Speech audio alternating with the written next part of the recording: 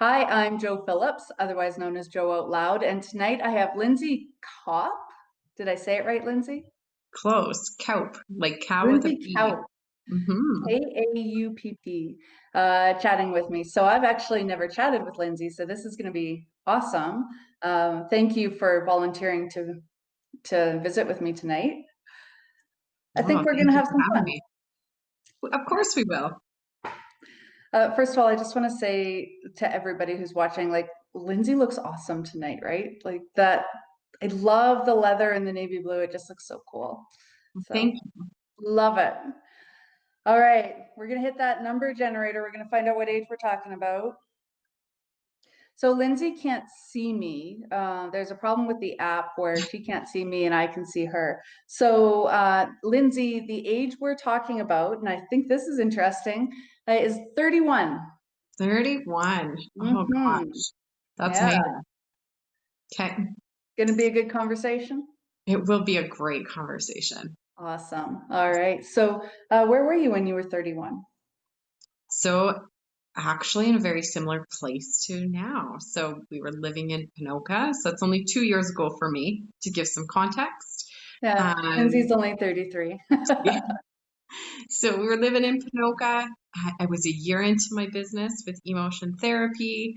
That also means I would have had a 4-year-old, nope, 3-year-old and a 1-year-old at home.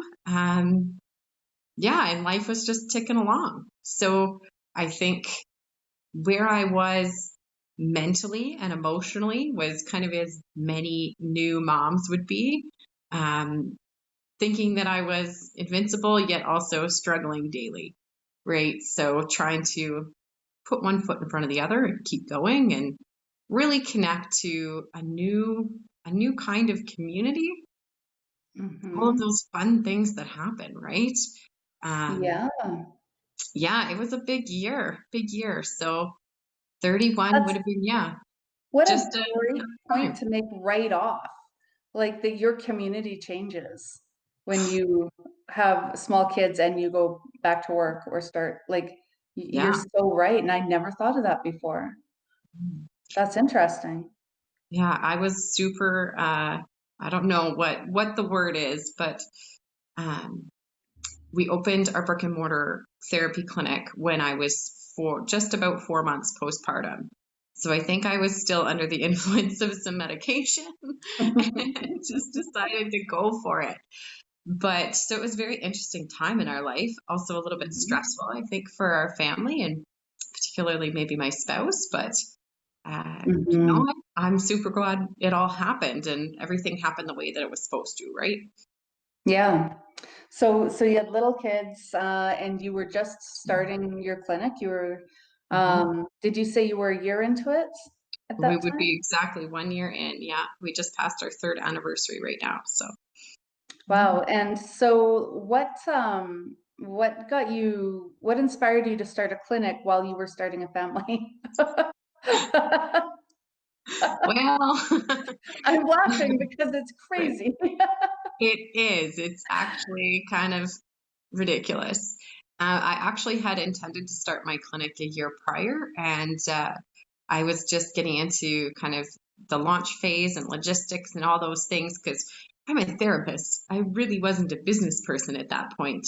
Mhm. Um, so you're diving in not knowing just how steep that learning curve is going to be. And I found out I was pregnant. And so I was working full time uh, as a mental health therapist at the time, and then also had a little one at home and just trying to navigate life in general. So we decided it probably was best to wait a little while until I opened my brick and mortar practice. And then lo and behold, right after the birth of our second child, Kara, Tammy Ottendye, who is a wonderful psychologist out of Pinoca, called me up and said, "Hey, Linz, there's a space and I'd love to share it with you." And so I just said, well, it's now or never. Like, let's jump in. Why not? It's I one of want those to, timing things. yeah. And I really wanted to be the resource that I felt I couldn't find or I didn't have. So that's a big piece of that journey for me. And I tell people all the time, for those of you who don't know, sorry, totally being rude. I run a women's pelvic health practice where we talk about whole person pelvic health. So that's also incorporating the mental health side of things, the emotional health, and also the physical health. And so I actually didn't even talk to the doctors in our community. I'd worked with them for years, but I actually went solely based on what we started this on was community. So I went to the mom groups and said, hey, listen, here's what I'm doing. And then we Mhm. kept going and just really built that community around moms and that new community that I needed to lean on. And then I felt I could give back to and serve, right? And like, I can't wait till we get to talk about what you actually do, because it's like, it's not normal. Like, it's such an uncommon job. It is. Nobody wakes up like when they're 18 and goes, I want to be a pelvic health therapist, Yeah, right? yeah. Nobody that I You know. know, No, it's not like on the career list or anything like that, right? no, Yeah. no. I think the interesting thing about being a mom and starting a business, because I'm a mom and I started a business. Mhm. I started lots of businesses, but is that the one thing that's not going to change is that you're a mom. Right. And they're going to go through all sorts of stages. There's going to be lots of times where you're going to be challenged, no matter what, because you're a mom. And so putting off your dreams or putting off your goals when it is the right moment for that reason, just like regardless of what their age is, I think is a mistake that a lot of women make. So to just be able to look at it and say, okay, yeah, I'm just going to go for it.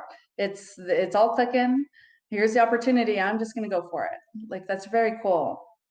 Well, thank you. And I appreciate that coming from another mompreneur such as yourself, right? Yeah, Trying to wear and all it the hats at once. yeah, and it gives us a chance to build our business around what our life needs to be.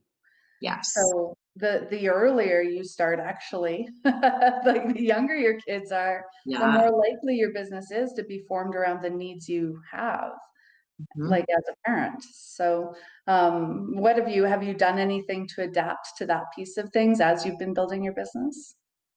Yes, absolutely.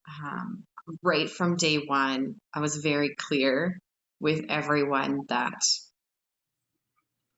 being a mom should never be a barrier to receiving support and help that you need. So, one of the first things that was really in our mandate was children are welcome at any appointment, anytime. And if that's not possible for you or things aren't, it's hard to get 3 kids in snowsuits and out the door or whatever that looks like, we will come to you. So, the virtual piece over the last 6, 7 months has been big for a lot of people. We've actually been doing it since 2017 because that was one way to access or build accessibility into our services. The other piece was always, I will come to you. And I'm not Mhm. judging your toys on the ground or your dishes in the sink, because if I invited you to my house, it would honestly probably look a little worse. So, really just creating that accessibility and safety, that was a huge piece for me in building the Mhm. business. The other thing is that in 2018, my husband lost his job as a heavy duty mechanic at a job he loved. The owner decided to shut down. And so we then had to say, what are we going to do with that?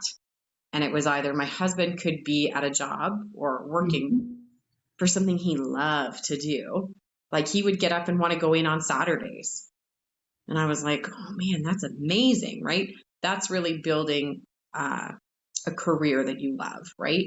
And Mhm. so we said we could go work for somebody else, but it's not going to be in the same area. It's probably not going to be with that same passion. So why don't we start our own shop? So we actually now are serial entrepreneurs, much as yourself, and hold 2 different businesses, with the third actually kind of in its infancy.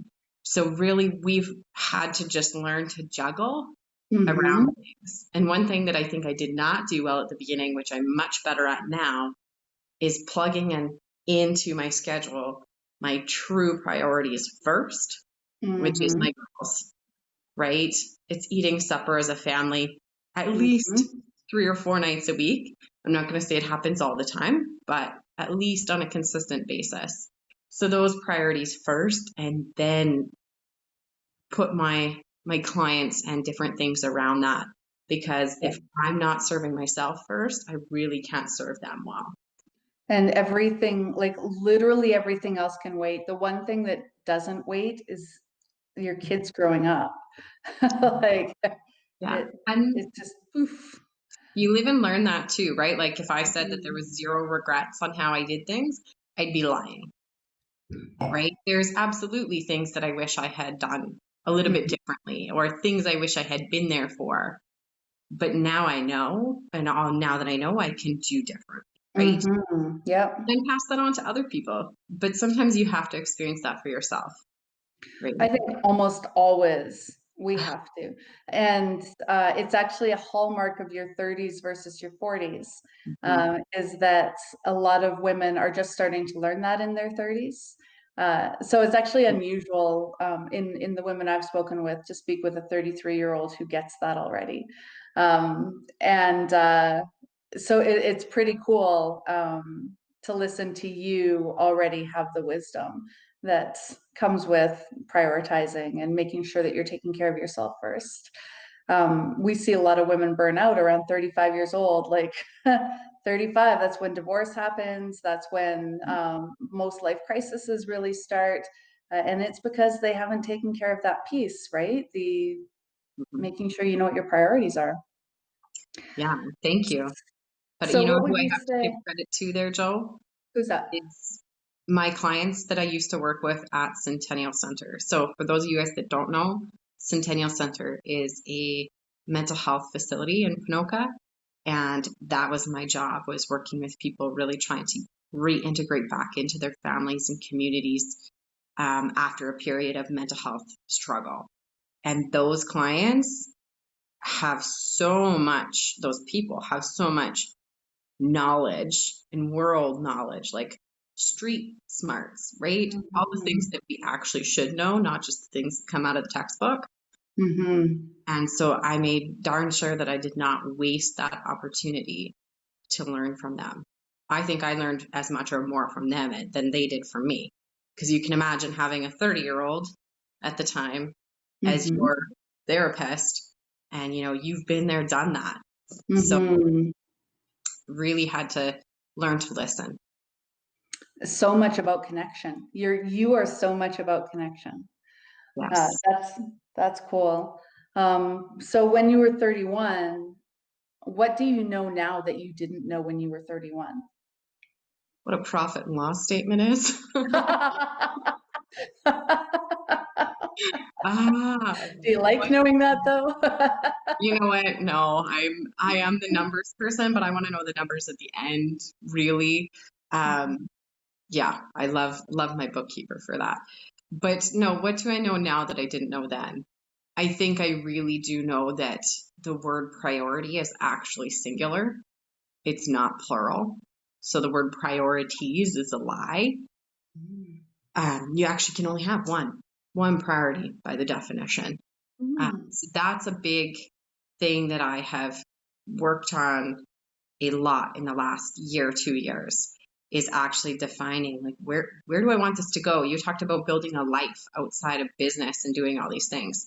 Well, if you don't design the life first, the business becomes the life. Mm-hmm. And so easily, right? It just overtakes things. Yeah. So I think that that's been a huge journey. And the other piece is being, it's okay to be vulnerable. And I know that sounds cheesy and it's very kind of talked about a lot these days, but it's okay to tell people, hey, yeah, I go see a therapist as well, because that's actually something I tell people to look for. If your therapist isn't seeing a therapist, they're probably not where they need to be in their career. We actually have to process and move forward with lots of things, because you can't do everything on your own. That's the other lesson that I probably learned from 31 to 33. It's, from the business side of things, outsource or delegate sooner than we ever think we need to. And it is Mm-hmm. okay to ask someone else for help. not just saying the words, but actually asking and then actually being okay when they come over. So, the people who clean before they have a house cleaner, Mm-hmm. yeah, like, no, Yep. just let it go, Yep. right? Coming back to Elsa, let it go. You You have made so many valid, like great points. I never thought about the priority, but you're right. It's like having a favorite. Like there's Mhm. only one favorite. You don't have 17 favorites, and a There's not priority, my the very children. definition is the most important thing. See, So, right? So if we're making a list of priorities, like that's so I'm gonna take that with me, big time. The other thing that you said about vulnerability, we do see a lot of talk about vulnerability and servant leadership and stuff like that. But what we don't often see is people actually truly offering their true selves. So there's still that barrier. And that doesn't mean that we have to do it on social media, but we do need to have those people who know our hearts and know our challenges, our true challenges, and our vulnerabilities, those weaknesses. It's the key to survival. and for me, it just circles back around to, and you talked about it already, Joe, is community and connection, Mm-hmm. right? Because if you're not going to feel safe to be vulnerable, then you're not going to actually establish connection, Yeah. right? And so Yeah. really getting at that, and that it kind of shows up as a theme in my life, and I appreciate that, is that safety comes first. Psychological safety comes very first. And then after that, all of the other pieces come. Because if Mm. we don't have psychological safety, we will not be vulnerable. We will not be authentic. If we're not feeling safe, mm-mm, nothing's, you are not going to progress as far as maybe you could, Mm-hmm. whether that's being a mom and feeling great about yourself, whether that's being a business person. I just feel like I have my people and they have my back no matter what, which is Mm-hmm. pretty amazing. And I really hope that to create that for my friends, for my family, for my clients, when they come in the door, they need to know they're safe. Mm-hmm. Yeah. And safe means that you feel safe with them too, and they know that. Hmm. So, and that's where trust starts to be built, right? Yeah, back and Um, yep, yep. It's a two-way. If you're just gonna sit there and be like, no, I'm a safe person, you you speak to me, and like that's is just not gonna work. no, no, No, you can no, try. All no. right. I also like when you were talking about asking for help, the importance of letting go of how it shows up and letting go of how it's executed. Like if you need help, you've got to let go of some stuff and just let the help help, Yeah, right? that's hard. Yeah, it is hard, but it gets easier the crazier your life gets, because then you go back to that knowing what you want your life to look like. And nobody wants their life to look like them cleaning the house before the housekeeper comes. Like that's on Right? nobody's list. No, no, it's not. Um, so if you think back to in your mind's eye, when you think Lindsey at 31, what does your mind go to? What do you imagine? Oh my, that's a visual. Hot mess is the words that come to mind, but in a loving way, right? It's like still breastfeeding a child, really trying to assert myself in a town where I'm not originally from, Mm, make connections with people vulnerable connections with people that don't necessarily know me or what I'm about. Really trying to understand a lot about limiting beliefs, which is going to mm, sound a little bit funny, but what are the things and the stories that we tell ourselves about different things? I left, it would have been at 31, 2 years ago. So I would have been coming back from mat leave, and I left my full-time position at Alberta Health Services. but I couldn't quite make the full step. I still kept a part-time position at Alberta Health Services because everything around me, including my history, told me, what are you thinking? You are leaving Mm-hmm. a really good paying job. Like, therapists are well paid. Let's be honest with that. You're leaving a pension. You're leaving stable work. It's you go in Tuesday and Thursday and you just work Tuesday, Thursday. You come home. It's not all these crazy hours in the middle of the night and then, getting up with your kids because they're in a sleep regression or teething or all of those things. So, yeah, that's kind of what I see in my mind is that person who was just trying to do the best with what they could, but at Mm-hmm. the same time, knowing that there was more, knowing I just have to push through this, it will get better.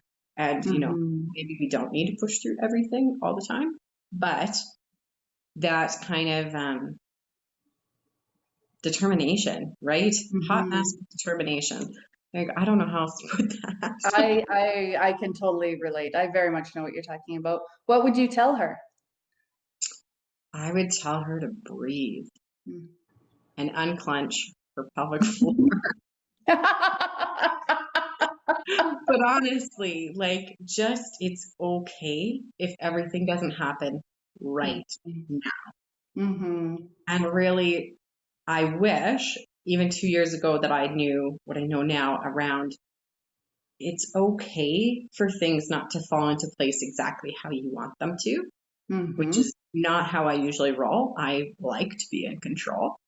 Um, and also not living in fear, like, oh, I'm not going to have enough clients, so I'm not going to be able to pay the bills. What are they going to do? Like, what's going to happen?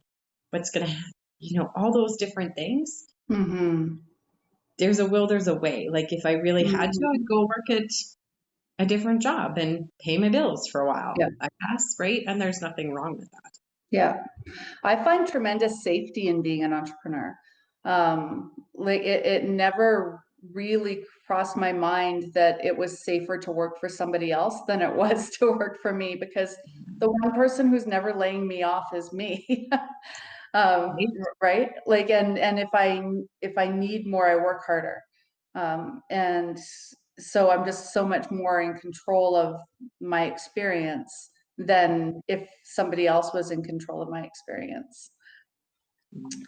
I think that's important to note too, that you don't have to rush. Like there's lots of time, lots of time.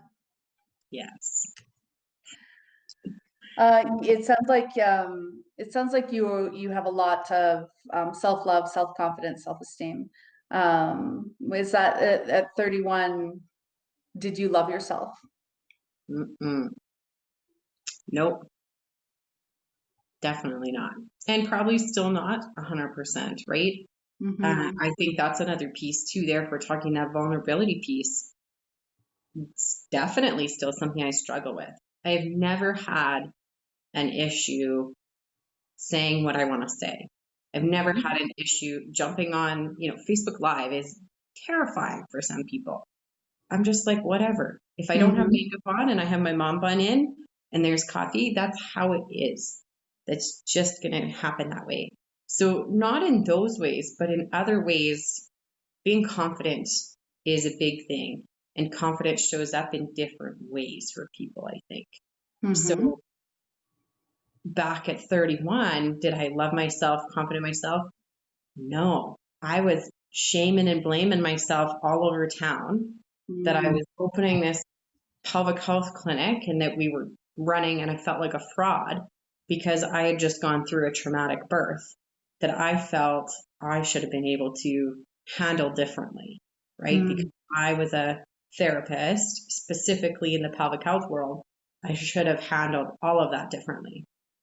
And I would be giving talks. I remember giving a talk at the Panoka Parent Link, and I did the same here in Lacombe, and talking about the moment that I know that I triggered for myself perinatal depression, and it was just brutal. And it was someone else's words that triggered that for me. But I coming back, and so I was living in that. and saying, oh, I should have done this and I should have done that, and shooting all over myself, I believe is how they put it. Yeah. So trying to really move past that shame and that blame and just say, it is what it is. And that's okay. Things worked out good in the end, but I also need to acknowledge that things didn't go the way I wanted them to. And that's okay. Right? And it also actually probably makes you a better therapist than somebody who had a straight road.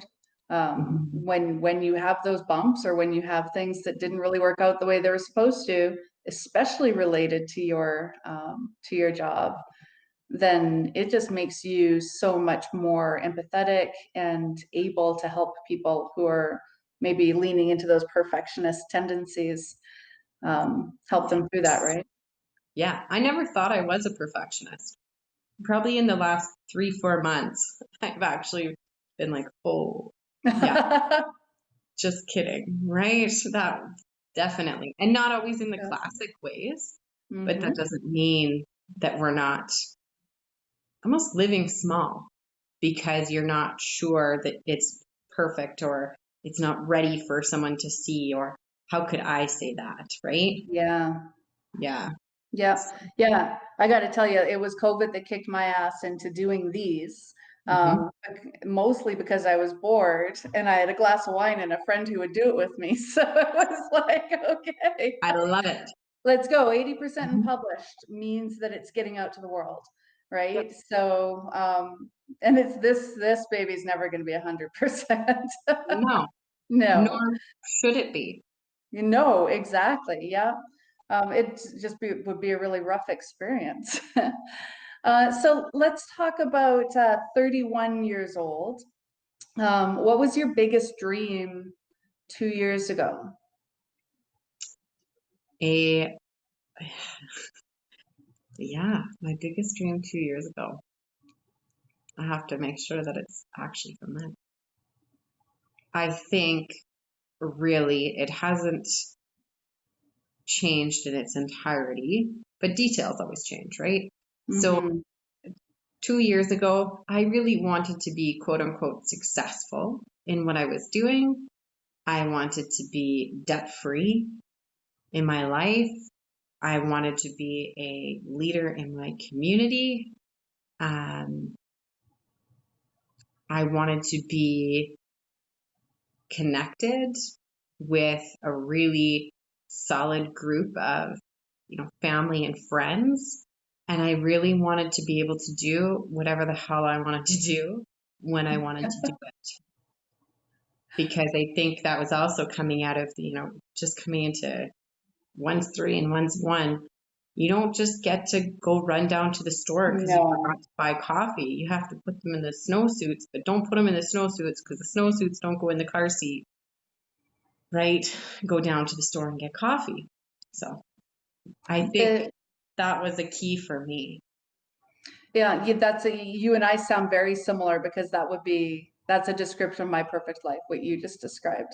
Perfect. The thing I always tell parents who have young kids, especially multiple young kids, I had 3 in 3.5 years, so it's just a pack and it's a lot of work.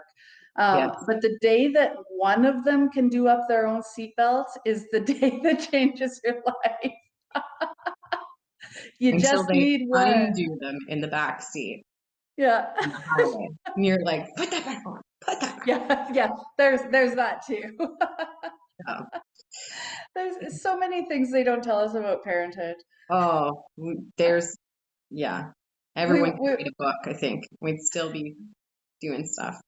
yeah, nobody would believe you. That's the thing, is everybody could put in all of their stories, and not a single first time parent would believe you that that's how it's going to be. Not for Right? them though.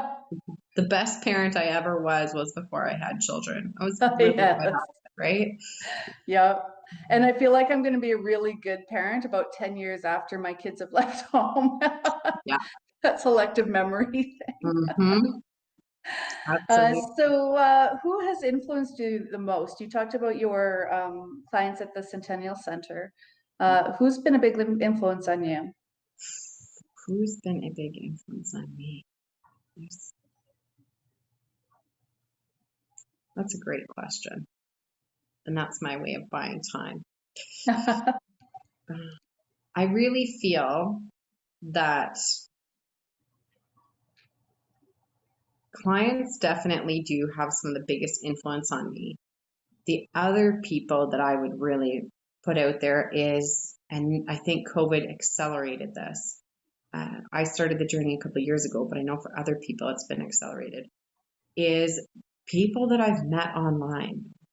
So last year, it would have been just this time last year in 2019 that I flew to California to spend 3 days with an Australian occupational therapist that I'd never met before and just hang out. And, Cool. we've been growing our businesses simultaneously. It was so much fun. It was such a great time. And it would have been about a year before that, year and a half, that I flew out to Ontario and stayed at another occupational therapist's house for 5 days. And we'd never met each other. And when we told people that at the conference we were going to, they looked at us like, has no one ever told you that that is not safe? Right? Like, you don't just go to someone's house and stay there. And we did. Over 5 days, we attended a conference, and we actually created a whole workshop that we put on in Edmonton in late 2018. It was fantastic, right? But so those connections with like-minded individuals, specifically female entrepreneurs, right? Those people have really influenced me. So shout out to Sarah Reinberg, Australia, and Lara DeRochier out of Ontario. But many, many online friendships. And I heard something on a podcast lately that I thought really, that kind of ties into this, is at some point, if you're living as big as you want to live and your business is as big as you want it to be, you're going to have to get on a plane to meet your people, because those people will keep changing and shuffling, and you get more and more specific about who you really love to spend time with. And that's not saying that I don't love my friends and family here, but when it comes to this area of my life, there's a handful of other people in the world that connect to that, right? Yeah. So, Yeah. Well, I think that's a great challenge to anyone who's watching. I know I keep my circle fairly local. What a great challenge. Seek out some people to talk to that you have to get on a plane someday. Like that's a really cool challenge. yeah. So you said there were some things that that you wish you could go back and change. And one of my questions is, in what situation were you the bad guy at 31, if you're willing to share?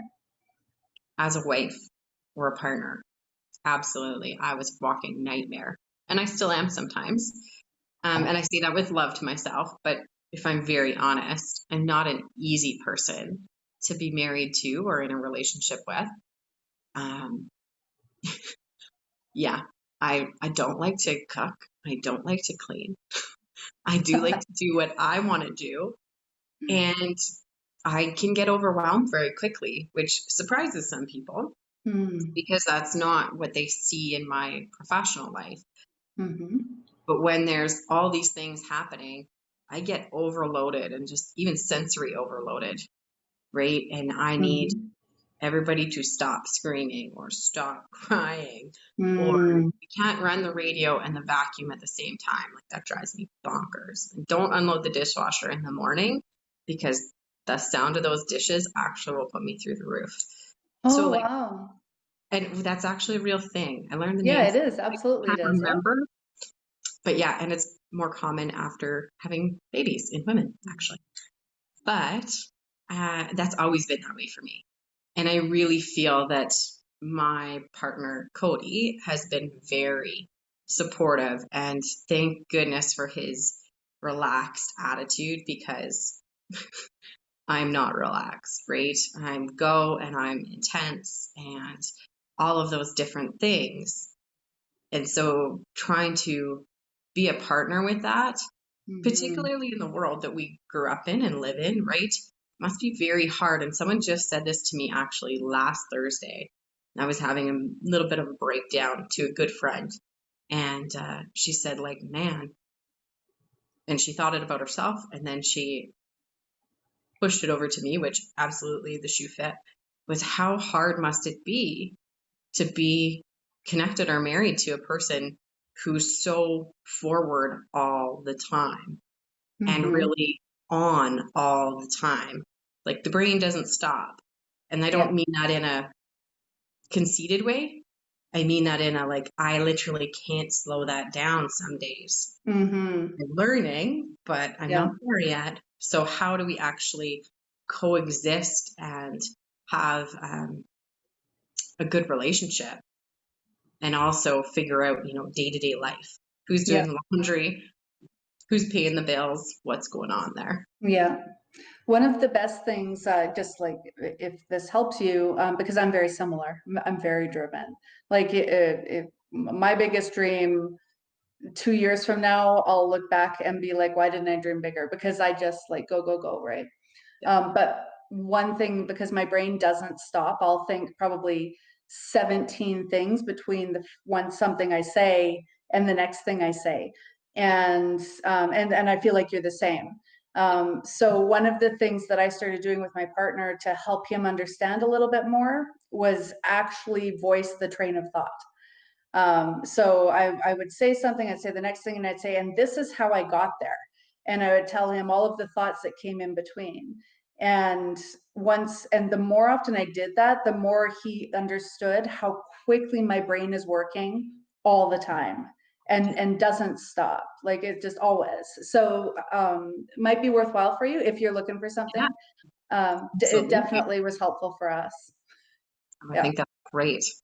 Yeah, and it'll be helpful also as your kids get older. It was really helpful for me with my teenagers because I would freeze in what I was saying because there was too much going on. So it was helpful to explain to them how my brain works too, and then we had a little bit easier time. So a little bit, Thank you. I love it. yeah, I'm going to.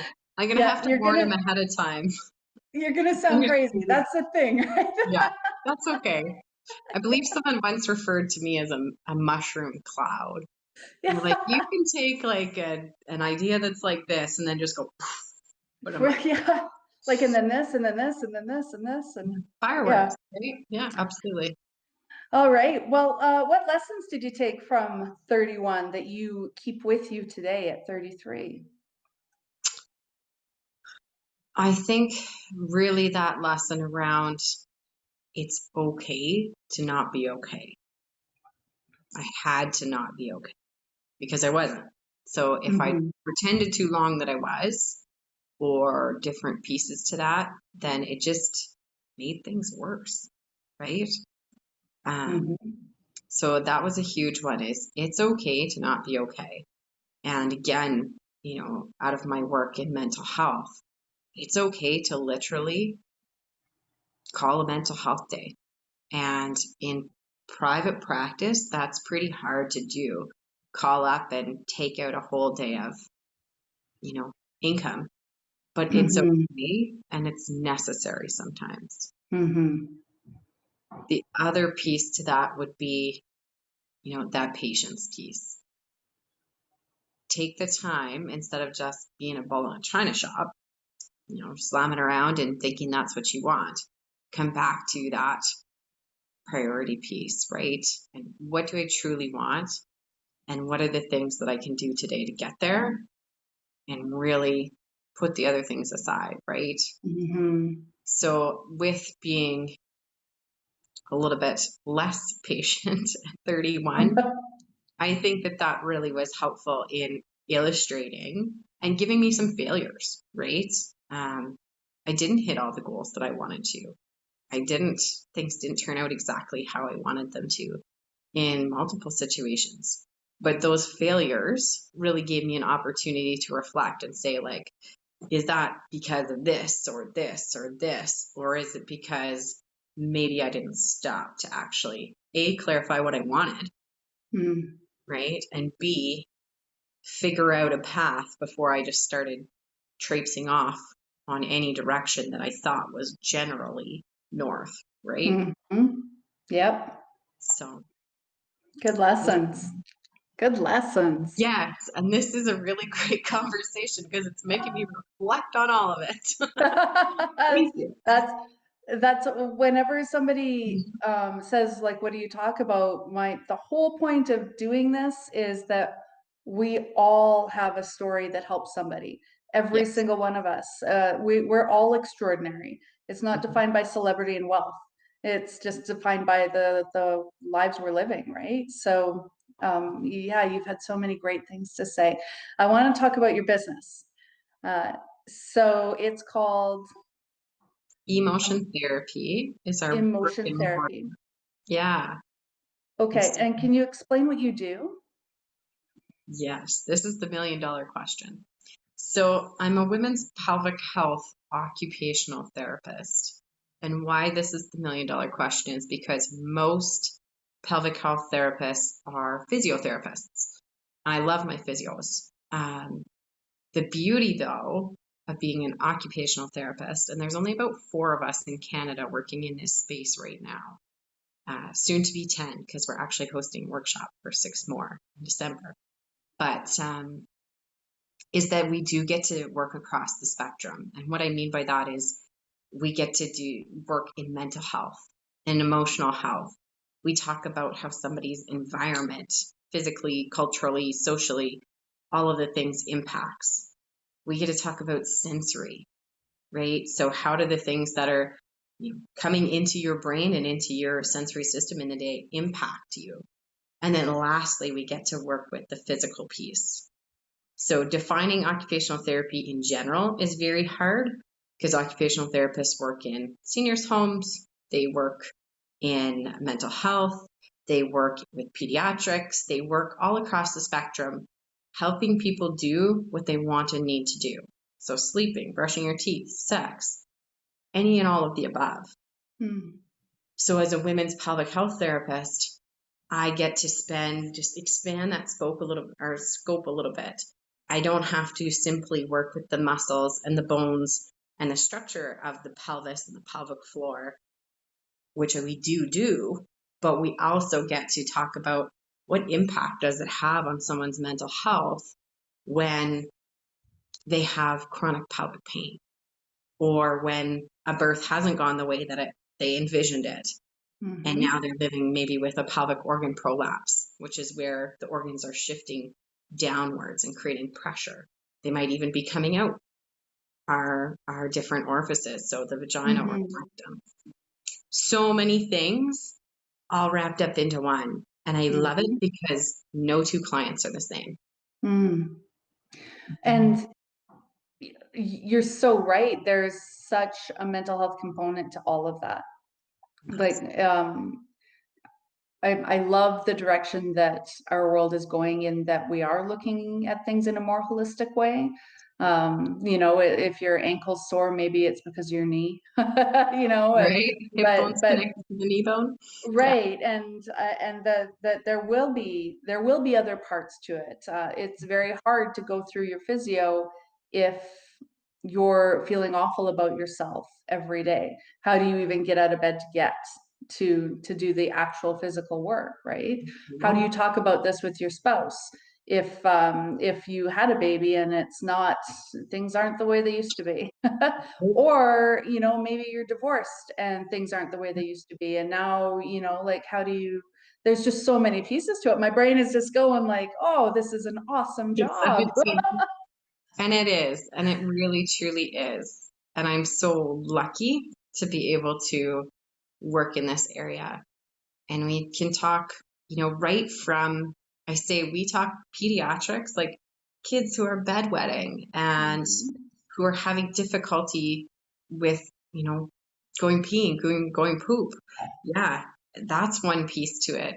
Then moving Mhm. further up and further up, I think we have a shared passion in serving youth. And Mhm.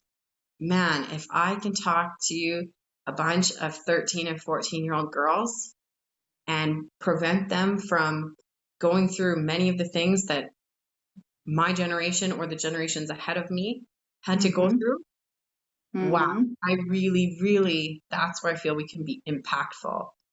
Or maybe my 83-year-old who's been, living with this for 40 some years and didn't know that we could do anything about it, because I call it the second stigma. So we don't talk about mental health, which we are Oh, doing better now, but yeah. not perfect. But now you really don't talk about pelvic health, private things. And if there's Mm-hmm. pain or sex involved, then we really don't talk about it, right? Wow. You have a 13-year-old who has a single dad who he doesn't have lived Mm-hmm. experience in that, right? Are you on TikTok? No, I'm not. Oh, well, you're gonna be. You need to be. You and I'm I will holding talk. out. Yeah, no, Yeah. you got to get on TikTok. You There's have some to. amazing therapists on TikTok. That is for sure. Yeah, you have to get there. You're one of 5 people in Canada. That there you have an obligation or responsibility There you go. Perfect. Well, we to did go just, on TikTok. for the people of Lacombe, we did just hire another therapist. So I'm so excited. Uh, Awesome. yeah, and she's young and she's keen and she is unafraid to ask the hard questions, which is so amazing. And I went to had a group of physios ask me, they said, "You seem so comfortable talking about this." And pelvic health physios should be, right? But we were in a general class and people said, like, "How are you comfortable talking about this?" And I said, "Well, you know what? After you ask about suicide every day for a couple years, this is nothing." Like, Mm-hmm. really, I said, this is prevention, because we've got mamas who are, their marriages are falling apart, or they think they're wrong or ruined or broken. And one of Mm-hmm. my favorite topics with people is the power of language. Like, let's change that, because whatever we feed the brain in a sensory loop.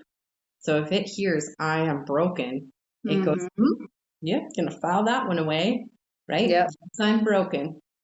Perfect. I'm gonna believe Mm-hmm. that. I'm gonna continue on." Whereas if we can shift that and say, "Wow, that was hard. I'm resilient." Mm-hmm. Cool, we can build a whole nother different file folder over here that's going to serve us in a better way, right? Yeah. Yeah. Yeah. Wow. Yeah. I know you were talking about doing a podcast. Is that still Yes. in your wheelhouse? Yeah. Yes. I'm trying to Awesome. be patient, Yeah. but that's the other piece coming into infancy is really in Alberta, we can provide therapy within the province of Alberta as, Mm-hmm. a registered occupational therapist. But as you said, TikTok, right? All the things, the world is so much bigger than that. Mm-hmm. And so I can provide education and coaching Mm-hmm. to anyone in the world. Yeah. I can't provide them therapy, and that's okay. We want to stay in our Mm-hmm. regulatory bounds. But so I was doing an online program, called Living Well with Pelvic Pain. And that's just the worst name in the entire world, right? Like, it's boring and it's awful. Nobody wants to engage in that. Mm-hmm. And then one day we were doing something in the last, 6 months, and I was like, "Oh, mother function." I was like, that's it. That's it. All I want to do is mother function. And I don't Mm-hmm. mean that in the context of being a mom. Yes, Mm-hmm. that's great too. But really, I just want to function. And that is OT at the core, is how Mm-hmm. do you function in your day the way you want to? So Mm-hmm. if somebody's living with, for example, endometriosis, and we know endo can actually only quote unquote be cured by having it cut or excised out of us. So it's a major Mm-hmm. surgery. There's even less specialists in that area. And then also, it's one of the top 15 painful conditions in the world. Wow. Now, 1 in 10 women, that's the stats, live with endo. And I think that's grossly actually underrepresented. So if you think back, if there was ever a sister, a mom, a friend who, even around the time of their period would like roll on the floor in pain, or they're vomiting, or they're missing school or work, right? Really, if we can help someone like that Mm-hmm. mother function in their day by giving them up-to-date knowledge, Mm-hmm. pain science, we talk about you want to understand what pain is and how pain is created. And it is not in your head, as some people would say, but it is in your brain. And we can actually change our brain, which is the coolest thing ever, right? Mm-hmm. So can we help someone actually change how their brain is perceiving the situation and what output it's giving us, which might be pain? And then also, if we can't make all those big changes, how can we at least support someone or help them to create the best reality they have possible so they can Mm-hmm. go to their kid's soccer game, or maybe they can drive more than an hour in a car without, feeling like they're going to be nauseous and have to stop and get out at the side of the road. Those are huge, right? We live in Alberta. Everybody drives everywhere. Yeah. No choice. So Mother Function is really around the podcast. Mother Function will be there, and a group online coaching program around how do we mother function in our day. We're going to talk physical, we're going to talk mental, we're going to talk emotional, all of the things. And it's so much fun. I love it. Well, Lindsey, I sure wish that you were more passionate about your job. Right. It's been so great talking to you. I do want to talk with you more. Like, I'd like to connect because I think, where you and I were talking earlier about what the last 6 months have been for business. And I think the next I think we're going into something a little bit challenging again. So yeah, I'd love to stay in your orbit. And yeah, you're awesome. Well, thank you. I really appreciate your time and the avenue. And anybody who's listening, thank you guys as well. Because like I said, we learn from everybody else, right? So Mm-hmm. All right. Have a great night. Well, let's call it a wrap. Thanks for joining me. Thanks. Bye-bye.